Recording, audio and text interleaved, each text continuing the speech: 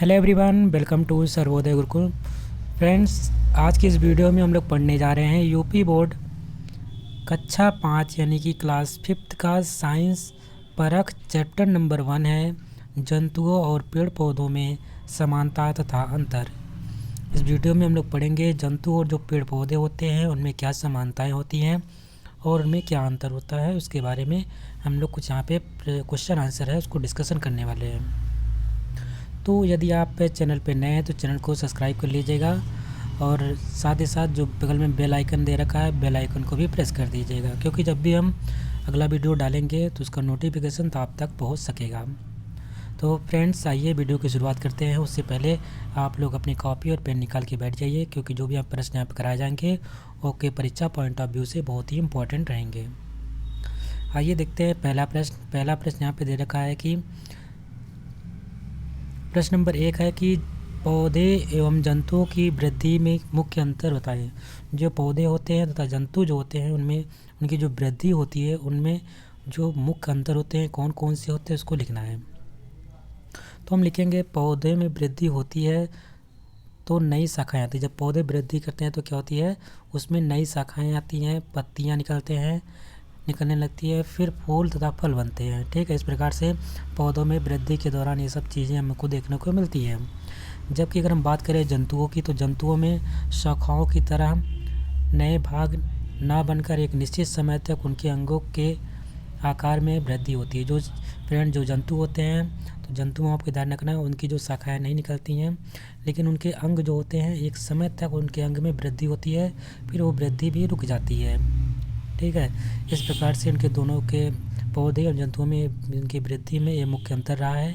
इसको आप अपनी कॉपी में नोट कर लीजिएगा। प्रश्न नंबर 2 में है हरे पौधे को स्वपोषी एवं जंतुओं को परपोषी क्यों कहा जाता है। इसका उत्तर में लिखना है। स्वपोषी का मतलब होता है, फ्रेंड पहले जान लीजिए स्वपोषी होते क्या हैं। स्वपोषी, ठीक है, स्वपोषी वे होते हैं जो अपना भोजन स्वयं बनाते हैं। जो अपना भोजन स्वयं बनाते हैं उनको हम क्या बोलते हैं, स्वपोषी बनाते हैं। जबकि परपोषी वे लोग होते हैं, वे चीज़ें होती हैं जो अपना भोजन स्वयं न बना करके दूसरों पर निर्भर रहते हैं, उन्हें हम क्या कहते हैं, परपोषी कहते हैं। तो यहाँ पे पूछा गया है कि आपसे हरे पौधे स्वपोषी होते हैं और जंतु परपोषी होते हैं, ऐसा क्यों होता है उसके बारे में आपको लिखना है। तो उत्तर में आप लोग लिखेंगे कि हरे पौधों को स्वपोषी कहा जाता है क्योंकि हरे पेड़ पौधों अपना भोजन स्वयं बना लेते हैं। जंतु अपना भोजन स्वयं नहीं बनाते हैं, वे अपने भोजन के लिए पेड़ पौधों अथवा जंतुओं पर निर्भर रहते हैं, इसलिए जंतुओं को परपोषी कहा जाता है। ठीक है, जो हमारे पेड़ पौधे होते हैं कैसे भोजन बनाते हैं, तो जो वायुमंडल में कार्बन डाइऑक्साइड की मात्रा उपस्थित होती है और जल से क्रिया करने के फलस्वरूप, लेकिन उसको चाहिए क्या होता है, एचनीओ यानी प्रकाश की किरण चाहिए होती है, और क्लोरोफिल के कारण यानी कि पर्णहरित लवण के कारण ये क्रिया करने के फलस्वरूप ग्लूकोज के रूप में अपना भोजन बनाते हैं और ऑक्सीजन नामक गैस निकालते हैं। और ये जो गैस होती है इस गैस का इस्तेमाल हम लोग करते हैं, यानी कि जीव जंतु करते हैं। जो मनुष्य होता है करता है, ये मनुष्य के प्राण वायु, इसलिए इसको मनुष्य का जो ये O2 गैस होती है ये प्राण वायु गैस भी कहलाती है। ठीक है, और जो दहन के लिए भी ऑक्सीजन गैस ही बहुत ही इम्पोर्टेंट होती है, यानी कि जब हम आग जलाते हैं तो अगर ऑक्सीजन गैस नहीं रहेगी तो हम वहाँ पे आग नहीं जला पाएंगे। आप कभी भी देखिए जहाँ पे वैक्यूम कर दीजिए वहाँ पे कोई गैस ना रखिए, यानी कि ऑक्सीजन गैस निकाल दीजिए, तो वहाँ पर आप कभी आग जलाने की कोशिश करेंगे तो वहाँ पे आग नहीं जलेगी। एक एग्जांपल के तौर पे अगर आपके गांव में कोई कुआं रहा होगा जिसमें ट्यूबवेल जैसे रहते हैं, तो उसको अगर घर से वो पैक रहता है और नीचे अगर उसके कुएं की गहराई काफ़ी ज़्यादा रहती है, 15 या 20 फीट अंदर आता है, तो काफ़ी दिन बाद अगर आप उसमें मान लीजिए कुछ नीचे जो पंखे लगे होते हैं उसमें कुछ गड़बड़ी आती है, तो अब लालटेन या कोई जैसे कि बत्ती होती है, मिट्टी का तेल का डेबरी उसको बोलते हैं, उसको डालते हैं तो क्या होता है, जब नीचे जाता है तो बुझ जाता है। या कभी कभी आप भी डायरेक्ट उतर जाते हैं, उसमें रोशनी नहीं लेके जाते थे, तो उसमें जाते तो आपकी सांसें फूलने लगती है क्योंकि वहाँ पे ऑक्सीजन की कमी हो जाती है। आप पहाड़ों पे भी जाएंगे, मतलब ऊंचाई पे जाएंगे, तब भी ऑक्सीजन की कमी हो जाती है। तो वहाँ पे जहाँ पे ऑक्सीजन की कमी हो जाती है वहाँ पे ना तो दहन की क्रिया हो पाती है, ना ही हमें हम आसानी से सांस ले पाते हैं। ठीक है, ये चीज़ें ध्यान रखिएगा। प्रश्न नंबर 3 में पूछा जा रहा है कि पौधों एवं जंतुओं के 5 समान लक्षण लिखिए। पौधों और जंतुओं में क्या 5 समान लक्षण रहते हैं उसके बारे में आपको लिखना है। उत्तर में लिखेंगे, पहला पॉइंट है पौधों एवं जंतुओं के 5 समान लक्षण जो है निम्नलिखित हैं। पॉइंट नंबर 1 में लिखेंगे पौधे एवं जंतुओं दोनों में वृद्धि होती है। ये बात बिल्कुल सही है। जो जंतु होते हैं उनके अंगों की वृद्धि होती है, जबकि पेड़ पौधे जो होते हैं उनकी शाखाएं बढ़ती है, पत्तियां निकलती हैं, उनके तने में वृद्धि होती है। दूसरा है पौधे एवं जंतुओं दोनों में गति होती है। बिल्कुल बात सही है, दोनों में गति होती है। तीसरा है पौधे एवं जंतुओं दोनों को भोजन की आवश्यकता होती है। ये बात भी बिल्कुल सही है। दोनों के लिए भोजन नहीं मिलेगा तो वो लोग नहीं सर्वाइव नहीं कर पाएंगे। इसलिए पेड़ पौधे अपना भोजन स्वयं बनाते हैं, इसलिए उनको स्वपोषी बोला जाता है। और जो मनुष्य होता है वो दूसरे पर आश्रित आता है। यानी कि हो सकता है कि आपका जैसे कि आपको गेहूँ खाना है तो गेहूँ के लिए आपको फल गेहूँ चाहिए, उसके लिए कहाँ से उगता है? खेतों में पेड़ पौधों से उगता है। चावल चाहिए, ये सब कहाँ से मिलेगा? ये सब आपको खेतों से मिल सकता है या पेड़ पौधों से फल मिलते हैं, तो या जानवरों को मार के खा लेते हैं, इससे मुर्गा उर्गा जो होता है। ठीक है, तो ये कहीं ना कहीं जो मनुष्य होता है दूसरों पर निर्भर रहता है, इसलिए इसको हम बोलते हैं परपोषी। ठीक है, वैसे तो मनुष्य जो होता है सर्वाहारी होता है, यानी कि वो सभी चीज़ें खा लेता है, दोनों में आता है। कार्निवोरस होता है। अगला है पौधे एवं जंतु दोनों श्वसन करते हैं। बिल्कुल सही है। जो पौधे होते हैं, जो उनकी पत्तियां होती हैं, उसमें पड़ रहित रंध्र पाए जाते हैं, उसके अंदर रंध्र होता है और रंध्र के माध्यम से ही वो क्या करते हैं? श्वसन की क्रिया करते हैं। ठीक है, श्वसन कैसे करते हैं? कार्बन डाइऑक्साइड की मात्रा को अपने अंदर समाहित कर लेते हैं और ऑक्सीजन की मात्रा को छोड़ते हैं, यानी कि वो भी श्वसन करते हैं। और पेड़ पौधे जंतुओं को जानते हैं, आप खुद ही श्वसन करते हैं। श्वसन की क्रिया में आप लोग ऑक्सीजन गैस लेते हैं, जबकि कार्बन डाइऑक्साइड गैस ये निकालते हैं। ठीक है, अगला है पौधे एवं जंतु दोनों अपने समान नए जीव उत्पन्न करते हैं। बिल्कुल सही है। जो पौधे होते हैं और जंतु होते हैं अपने समान, यानी कि इसमें प्रजनन की क्षमता होती है, यानी प्रजनन भी करते हैं। ठीक है, ये आपके जीव जंतुओं का एक लक्षण होता है कि ये प्रजनन भी करते हैं, तो यानी कि अपने समान नए पेड़ पौधों को या जंतुओं को वो जन्म देते हैं। प्रश्न नंबर 4 में यहाँ पे पूछा जा रहा है कि निम्नलिखित तालिका को पूरा करें। क्रमांक उद्दीपन संवेदनशील अंग प्रकाश। ठीक है, पहले यहाँ पे 3 चीज़ें हमको देख लेगा इस प्रकार बना लेनी है। एक में क्रमांक लिखना है, एक में उद्दीपन लिखना है, एक में संवेदनशील अंग होते हैं। तो जैसे कि क्रमांक नंबर 1 में देखेंगे जो प्रकाश होता है, प्रकाश हमारा किसके प्रति संवेदनशील होता है? तो आंखें जो होती है हमारी, अगर आंखों पे हम रोशनी या टार्च डालते हैं तो इसके प्रति क्या होती है? संवेदनशील होती है। ये किसके प्रति होती है? प्रकाश के प्रति हमारी आंखें। जीभ जो रहता है किसके प्रति संवेदनशील होता है? स्वाद, यानी स्वाद चखने के लिए हमें जीभ की आवश्यकता होती है। और जीभ में ये 4 चीज़ें होती हैं। ठीक है, उसमें 4 स्थान होते हैं जहाँ पे 4 अलग अलग स्वाद उसको वहाँ पे मिलता है। सॉरी, 4 नहीं 3, 2 आगे होती हैं, एक और 2 पीछे होती है यहाँ पे, और एक बीच में होती है। अगला है गंध। गंध की बात करते हैं तो गंध में आपको ध्यान रखना है, गंध जो हम यानी कि सूंघने का कार्य किससे करते हैं? नाक से करते हैं। तो इसका जो संवेदनशील अंग कौन सा हो जाएगा? तो हमारी नाक होती है। ये हमारी 5 ज्ञान इंद्रियाँ होती हैं। इन इंद्रियों को आप संवेदी अंग भी के नाम से भी जानते हैं, आँख, नाक, कान और जीभ और त्वचा। ठीक है, कान का कार्य क्या होता है? ये किसके प्रति संवेदनशील होता है? तो ये जो होता है कान हमारा आवाज़ के प्रति संवेदनशील होता है, हमारा उद्दीपक होता है आवाज़। और ये हमारा आँख जो है, कान है, वो संवेदनशील अंग होते हैं। और त्वचा का कार्य क्या होता है? त्वचा हमारा ठंडा या गर्म के यानी कि टेम्परेचर तापमान के प्रति संवेदनशील होता है। अगला प्रश्न है, प्रश्न नंबर 5 में कह रहा है कि सही के सामने सही तथा गलत के सामने गलत का निशान लगाएं। यहाँ पे कुछ कथन दे रखे हैं, जिसमें से कुछ कथन में जो चीज़ सही है उसको सही लिखना है, और जो कथन गलत है उसको गलत लिखा है, उसके सामने गलत का निशान लगा देना है। जैसे कि पौधे और जंतु दोनों गति करते हैं, आपने शुरुआत में ही पढ़ लिया, बिल्कुल सही है। दूसरा है पौधे श्वसन में कार्बन डाइऑक्साइड गैस ग्रहण करते हैं, ये बात बिल्कुल सही है। वो CO2 गैस लेते हैं और हाइड्रोजन जल के साथ रिएक्शन करके, जबकि क्लोरोफिल और साथ ही साथ प्रकाश की किरण जो HNO होता है उसके प्रभाव में रिएक्शन करते हैं, उसके फलस्वरूप क्या होता है, ग्लूकोज बनाते हैं, जिनका मुख्य भोजन होता है, और साथ ही साथ वो ऑक्सीजन गैस भी निकालते हैं। और जो ऑक्सीजन गैस होता है वो हमारे लिए यानी कि जीव जंतुओं के लिए प्राण वायु गैस कहलाती है, और उसको हम श्वसन के तौर पे लेते हैं। पॉइंट नंबर यानी कथन नंबर अगला कह रहा है कि जंतु एवं पौधे दोनों श्वसन में ऑक्सीजन गैस ग्रहण करते हैं। तो ये बात गलत हो जाती है, क्योंकि जंतु सिर्फ ऑक्सीजन गैस लेते हैं, और जो पेड़ पौधे होते हैं वो कौन सा गैस लेते हैं, पेड़ पौधे कार्बन डाइऑक्साइड लेते हैं, ठीक है, जिसको CO2 से हम रिप्रेजेंट करते हैं, कार्बन डाइऑक्साइड। अगला कथन है पौधे प्रकाश संश्लेषण में कार्बन डाइऑक्साइड गैस ग्रहण करते हैं। बिल्कुल सही है। जो पौधे होते हैं हमारे, वो प्रकाश संश्लेषण क्रिया जब होती है और फोटोसिंथेसिस जब क्रिया होती है, उसके दौरान क्या करते हैं, कार्बन डाइऑक्साइड गैस लेते हैं, और जैसे कि जल के साथ क्रिया करके वो क्या में देते हैं, अपना भोजन बनाते हैं और ऑक्सीजन गैस रिलीज़ करते हैं, ठीक है। प्रकाश संश्लेषण में ऑक्सीजन गैस निकलती है, बिल्कुल सही है। हमने कई बार चिल्ला के बताया यहाँ पे। जो प्रकाश संश्लेषण होता है, प्रकाश संश्लेषण में क्या होती है, ऑक्सीजन गैस निकलती है, जबकि पेड़ पौधे कार्बन डाइऑक्साइड गैस को ग्रहण करते हैं, ग्रहण लेने के लेते हैं।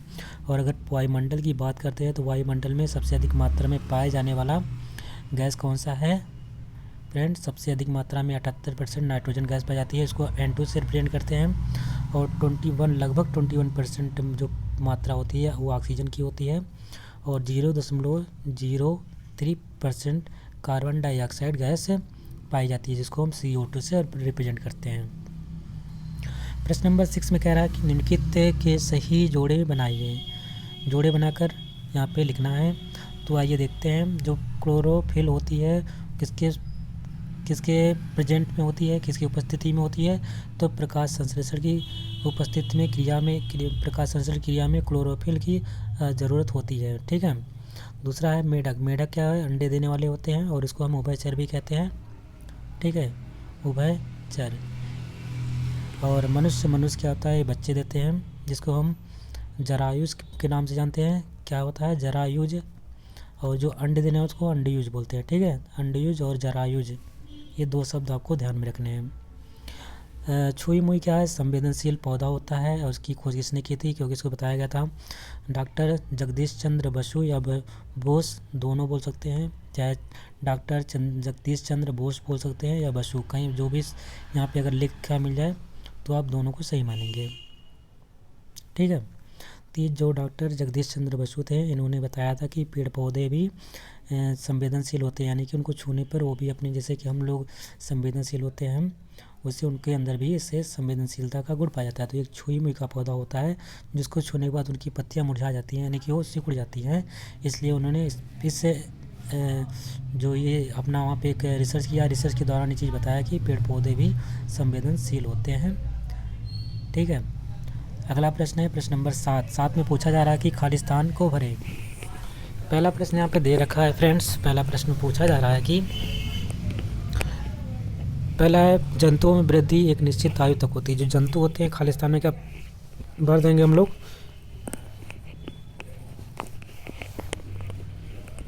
खालिस्तान में हम लोग क्या भरेंगे इसमें? तो जो जहाँ पूछा जा रहा है कि जंतुओं में वृद्धि एक निश्चित आयु तक होती है, कहाँ लिखेंगे? खालिस्तान में भर देंगे एक निश्चित आयु तक, यानी जो जंतु होते हैं उसकी वृद्धि कब तक होती है? जैसे कि बालिकाओं की अगर मानते हैं तो बालिकाओं की 12 से 16 तक की इनकी उम्र की जो अंग, शरीर के अंग होते हैं, बढ़ते हैं। उसके बाद इनका जो ग्रोथ होता है रुक जाता है, अगर हम लड़कियों की बात करते हैं। और लड़कों के लगभग मान के चलिए 19 से 20 के बीच में या 21 तक उनकी वृद्धि होती रहती है। लेकिन फ़िलहाल तो इस समय हम देखते हैं तो लगभग आपको 18 से 19 साल तक ही दिखाई देता है, यहीं तक इनकी वृद्धि होती है। उसके बाद उनकी वृद्धि रुक जाती है लड़कों की। अगर हम बात करते हैं पौधों की पत्तियां, जो पौधे की पत्तियां पड़हरित यानी कि क्लोरोफिल के कारण हरी दिखाई देती हैं, तो यहाँ खालिस्तान में क्या भर देंगे? पड़हरित या क्लोरोफिल। जो पौधे की पत्तियां होती हैं किसके कारण हरी दिखाई देती है? तो उसमें एक क्लोरोफिल नामक का वर्णक पाया जाता है। क्या पाया जाता है? वर्णक। क्लोरोफिल या हिंदी में कह सकते हैं पड़हरित नामक का वर्णक पाया जाता है, जिसके कारण जो पत्तियां हमें कैसे दिखाई देती हैं? ये हमें हरी दिखाई देती हैं। एक प्रश्न आप भी इसमें और ऐड कर लीजिएगा अपने मन से। जो ये क्लोरोफिल की क्रिया होती है सबसे अधिक किसमें होती है फ्रेंड्स? जो ये प्रकाश संश्लेषण की क्रिया सबसे अधिक किसमें होती है? जो प्रकाश संश्लेषण की क्रिया किस प्रकाश में सबसे अधिक होती है, तो जो हमारा रेड कलर होता है, ठीक है, लाल जो कलर होता है उसकी उपस्थिति में जो प्रकाश संश्लेषण की क्रिया होती है सबसे अधिक होती है। अगला है मछलियों में श्वसन हेतु कौन क्या पाया जाता है, तो मछलियों में श्वसन हेतु गिल्स पाए जाते हैं, यानी कि गलफड़े होते हैं, वो गलफड़े से सांस लेती हैं। और जो मछलियों की आँखें होती है उनकी आँखों पर एक पतली सी पन्नी जैसी आकृति होती है, जिससे उनकी आँखें पानी में वो भीगती नहीं हैं और आसानी से वो पानी के अंदर देख पाती हैं। ऊपर वो पतली से कि ओट का बात करेंगे तो ओट के आँख पर भी एक पतली सी एक पन्नी होती है, जिसके वजह से जो तड़ियत होता है उनकी आंखों में नहीं पड़ता है। एज इट इज़ मछलियों के आंखों के ऊपर एक पतली सी पन्नी जैसी आकृति होती है, वो क्या करती है, पानी को मछलियों की आंखों में नहीं जाने देती है। और आगे हम देखते हैं प्रश्न नंबर अगला है घा में पूछा जा रहा है कि गैसों के आदान प्रदान के लिए पत्तियों की निचली सतह पर छोटे छोटे क्या होते हैं, खाली स्थान में क्या लिख देंगे हम लोग, छिद्र। इसको हम पर्णरंध्र बोलते हैं। क्या बोलते हैं फ्रेंड्स, पर्णरंध्र बोलते हैं उसको। क्या बोलेंगे, पर्णरंध्र बोलेंगे, ठीक है। आगे देखते हैं प्रश्न नंबर नेक्स्ट है, इसमें बोल रहा है निम्नलिखित को पूरा करो। यहाँ पे आपको लिखना है आगे, पौधे जंतुओं से भिन्न होते हैं क्योंकि, पौधे जो होते हैं जंतुओं से भिन्न होते हैं, क्यों होते हैं, इसे आपको बताना है। तो पहला पॉइंट यहाँ पे दे रखा है कि हरे पौधे स्वपोषी होते हैं तथा जंतु परपोषी होते हैं। तो ये बिल्कुल सही है। जो हमारे हरे पौधे होते हैं स्वपोषी होते हैं क्योंकि अपना भोजन स्वयं बना लेते हैं, इसको हम बोलते हैं स्वपोषी। जबकि जंतु हमारे क्या होते हैं, परपोषी होते हैं क्योंकि अपना भोजन स्वयं न बना करके दूसरे के ऊपर निर्भर रहते हैं, इसलिए इनको परपोषी कहा जाता है। पौधे एक ही स्थान पर स्थिर रहते हैं तथा जंतु विचरण करते हैं। ये बात भी बिल्कुल सही है। पौधे जो होते हैं एक स्थान पर ही स्थिर रहते हैं, जबकि जंतु जो हमारे रहते हैं वो विचरण करते हैं। पौधों में जीवन पर्यंत वृद्धि होती है तथा जंतुओं में एक निश्चित समय तक वृद्धि होती है, ठीक है। ये भी पॉइंट सही है आपका। जो पौधे होते हैं वो क्या करते हैं, जीवन पर्यंत उनकी जब तक रहते हैं, जब तक जिंदा रहते हैं, तो उनमें नई शाखाएँ आती रहती हैं, नई पत्तियाँ आती रहती हैं, यानी उनका जीवन पर्यंत वृद्धि होता रहता है। जबकि जंतुओं में एक निश्चित समय तक ही वृद्धि होती है, उसकी उनकी वृद्धि रुक जाती है, ठीक है। अंग की, इनके शारीरिक अंग की बात की जा रही है, उनके शारीरिक अंग में जो वृद्धि होती है वो फिर रुक जाती है, आगे नहीं बढ़ती है। अगला प्रश्न है, एक प्लेट में यहाँ पे तो आपको कुछ प्रयोग करना है, तो आप कर सकते हैं, कोई दिक्कत नहीं है। अपने घर पे इस प्रकार से प्रयोग करिएगा। प्रयोग में क्या करना है कि एक प्लेट में पानी से भीगी हुई रुई लें। एक प्लेट ले लीजिए आप, उसमें क्या करना है फ्रेंड्स, उसमें पानी से भीगी हुई क्या कर लेंगे, रुई ले लेंगे, ठीक है। रुई ले लेंगे और रुई लेने के बाद क्या करेंगे, सेम अथवा चने की बीज को रखें। उसमें क्या करेंगे, उस रुई के अंदर आप क्या करेंगे, चने का बीज ले लीजिए अथवा आप सेम का बीज ले लीजिए। उसके बाद बीजों के अंकुरण के बाद उसमें जड़, तने की पत्ती को देखें तथा उसके विषय में लिखें। जब आपका अंकुरण होने लगता है, उसमें धीरे धीरे जब बीज का अंकुरण होने लगता है तो उसके फलस्वरूप क्या क्या चीज़ परिवर्तन होते हैं, कैसे कैसे होती हैं, कितने दिन में समय, ये चीज़ कितना टाइम लगा इसमें होने में, ये सब चीज़ों के बारे में आप स्वयं से करके यहाँ पे लिखिएगा अपनी कॉपी में, ठीक है। एक प्रयोग करके अपने घर पे ज़रूर देखिएगा। अगला प्रश्न है, अपने घर अथवा विद्यालय प्रांगण में एक वृक्ष लगाकर उसकी नियमित देखभाल करिए। स्वयं करिएगा, अपने विद्यालय में जाइएगा, कोई वृक्ष लीजिएगा, ठीक है, उस वृक्ष को लगा करके उसकी नियमित देखभाल करिए। ये आपका कार्य है, होम प्रोजेक्ट का कार्य है। अगला है, बरसात के समय अगर आता है तो बरसात में क्या ध्यान रखेंगे, सहजन या गुलाब या बेला की टहनी को मिट्टी में लगाकर देखें क्या होता है। इनको आप ये सब कुछ अपने घर पे करके देखिएगा या कॉलेज में करके देखिएगा, तो देखिए क्या आपको निष्कर्ष मिलता है। आप स्वयं करके इसको देखिएगा, ठीक है। और इसी के साथ आपका ये चैप्टर भी कंप्लीट होता है। आशा करते हैं आपको वीडियो पसंद आई होगी। अगर आपको वीडियो अच्छी लगी इसको लाइक करिएगा, ज़्यादा से ज़्यादा शेयर करिएगा। चैनल पे नए हैं तो चैनल को सब्सक्राइब भी कर लीजिएगा। मिलते हैं एक नए वीडियो में, तब तक के लिए नमस्कार, जय हिंद।